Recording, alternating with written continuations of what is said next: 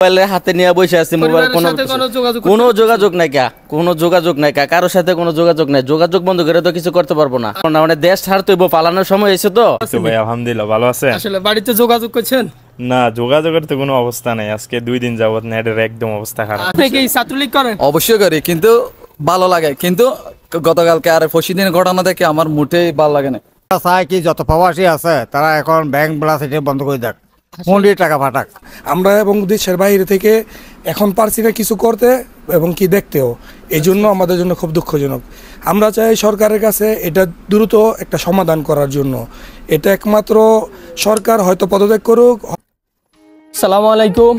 আজকে সৌদি আরব প্রবাস থেকে কথা বলতেছি। আসলে যে আমরা দেখতেছি কোটা আন্দোলনের সাথে সাথে সারা দুনিয়া থেকে বাংলাদেশকে বিচ্ছিন্ন করে দেওয়া হয়েছে এবং প্রবাসীরা তারা তাদের পরিবারের সাথে কথা বলতে পারতেছে না, কোনোভাবে যোগাযোগ করতেছে না। আসলে কি হচ্ছে এটা, সবকিছু মিলিয়ে আসলে প্রবাসী মানুষগুলো ক্লান্ত পরিশ্রম করে প্রবাসে, তারা তাদের পরিবারের সাথে কোনোভাবে যোগাযোগ করতে পারতেছে না। আসলে এই বিষয়টা তারা কেমন করে নিতেছে, আজকে বাংলাদেশের যে সিচুয়েশন, যে অবস্থা, আসলে সবকিছু মিলিয়ে প্রবাসীরা কিভাবে বিষয়টা নিতেছেন, আমরা তাদের সাথে বিস্তারিত কথা বলবো, তাদের অনুভূতিগুলো আমরা শুনবো। আমাদের সঙ্গে থাকুন। বন্ধ করে রাখছে শেখ হাসিনা, বন্ধ করে রাখছে। কেন বন্ধ করছে? এটা বন্ধ করে তো কিছু করতে পারবো না, সাধারণ মানুষ তো আটকে রাখতে পারতো না। আমরা দেখতেছি কালকে থেকে ক্র্যাকডাউন চলতেছে, বাংলাদেশের যোগাযোগ বিচ্ছিন্ন। বন্ধ করে কি মানুষ কি বন্ধ করে রাখতে পারবো নাকি? আসলে আমরা মোবাইল নিয়ে মোবাইলের হাতে নিয়ে বসে আছি। মোবাইল কোনো যোগাযোগ নাই কা, কোনো যোগাযোগ নাই কা, কারোর সাথে কোনো যোগাযোগ নাই। যোগাযোগ বন্ধ করে তো কিছু করতে পারবো না। আসলে বিষয়টা কিভাবে নিতেছেন এমনি? আসলে এটা কি ঠিক হচ্ছে? বিষয়টা কিভাবে, এইগুলো করে কিছু করতে পারবো না, মানে দেশ ছাড়তে হইব, পালানোর সময় এসে তো, সেই জন্য মনে করেন দেশের বাইরে যাইতেছে, যেন না ঢুকতে পারবে এই চিন্তা ভাবনা করতে হবে সবার। ধন্যবাদ প্রবাসী। আসলে আমরা কথা বলতেছি প্রবাসী ভাইদের সাথে, যে তারা তাদের প্রতিক্রিয়া, যে ক্ষোভ জানাইতেছে প্রবাস থেকে। আসলে আমাদের সঙ্গে দেখতে থাকুন, আমরা আরো প্রবাসী ভাইদের সাথে কথা বলবো। ভালো আছেন? আলহামদুলিল্লাহ ভালো আছি। আসলে দেশে ক্র্যাকডাউন চলতেছে, যে যোগাযোগ বিচ্ছিন্ন, সারা দুনিয়া থেকে বাংলাদেশে একেবারে বিচ্ছিন্ন করে রাখছে যে কোটা আন্দোলন নিয়ে। তো এই বিষয়ে কিছু যদি বলেন আপনি। ভাই এটা যেটা করছে এটা ভালো করা নাই, এটা যোগাযোগ বিচ্ছিন্ন হয়েছে, খারাপ হয়েছে, দেশের খারাপ হয়েছে, আমাদের খারাপ হয়েছে। ভাই বোন এখন ছাত্রছাত্রীরা কি করতেছে এখন আমরা দেখতেছি না, মানে এটা ভালোভাবে নিতেছেন না, ভালোভাবে নিতেছি না। আমরা আছে পাওয়ার, কিন্তু দেশটা হচ্ছে বাংলাদেশ এখন রাজপথে। চাই কি যত প্রবাসী আছে তারা এখন ব্যাংক ব্লাস এটা বন্ধ করে দেখ, মন্ডির টাকা ফাটাক। আসলে আপনারা শুনতেছেন যে প্রবাসী ভাইয়ের যে প্রতিক্রিয়া। আসলে আমরা আরো কিছু ভাইদের সাথে কথা বলবো। দেশে বাড়িতে আমরা দেখতেছি যে ক্র্যাকডাউন চলতেছে, যোগাযোগ বিচ্ছিন্ন, দেশে কথাবার্তা বলতেছেন এই পরিবারের সাথে। না, এটা তো সম্ভব না। আজকে 2 দিন যাবত ট্রাই করতে আসছি, বাংলাদেশে সোশ্যাল মিডিয়া এবং কি নেট সরকার যে আহ্বান নিছে ছাত্রদের জন্য বন্ধ করে রাখছে নেট, আমাদের জন্য খুব দুঃখজনক। কারণ আমরা প্রবাসীরা, আমরা যারা বাইরে মাটিতে আছি, সারাদিন কষ্ট করে কাজকর্ম করে অন্তত দেশের খবরের জন্য আশায় থাকি, বাপ মা ফ্যামিলি সবার সাথে কথা বলার জন্য। আমরা সবচেয়ে বড় যুদ্ধ, আমরা রেমিটেন্স, আমাদের টাকা দেশে যায়, দেশ সচল, সবাই টাকা পয়সা বেতন নেয়, সব কিছু নেয়, কিন্তু প্রশাসন যেই ছাত্রদের আন্দোলন নিয়ে এক দফা এক দাবিতে আমাদের সরকার মেনে নিচ্ছে না। এই কারণে আমাদের দেশে যেই ক্ষতি হচ্ছে, এই ক্ষতি ভোলার মতো না। আর সাধারণ শিক্ষার্থীদের জন্য যেই অযথা প্রশাসন গুলি করতে আছে, মারতে আছে, এটা আমাদের খুবই দুঃখজনক, আমরা মেনে নিতে পারছি না। আমরা এবং দেশের বাইরে থেকে এখন পারছি না কিছু করতে এবং কি দেখতেও, এই জন্য আমাদের জন্য খুব দুঃখজনক। আমরা চাই সরকারের কাছে এটা দ্রুত একটা সমাধান করার জন্য। এটা একমাত্র সরকার হয়তো পদত্যাগ করুক, হয়তো নিজ দায়িত্বে এটা সমাধান করুক, ছাত্রদের দাবি মেনে নেব, এটাই। আসলে আপনারা শুনছেন যে একজন প্রবাসী ভাই, তিনি তার প্রতিক্রিয়া জানাচ্ছে যে আসলে সরকারের পদত্যাগ চেয়ে, তাছাড়া আরো অনেক ক্ষোভ রয়েছে যে একজন রেমিটেন্স যোদ্ধা, যাদের টাকায় দেশের রিটার্ন্সের কারেন্সি ঘুরতেছে, তারাই আসলে দেশের প্রবাসীদের, দেশের সাথে, মানুষের সাথে কথা বলতে পারতেছে না, যোগাযোগ।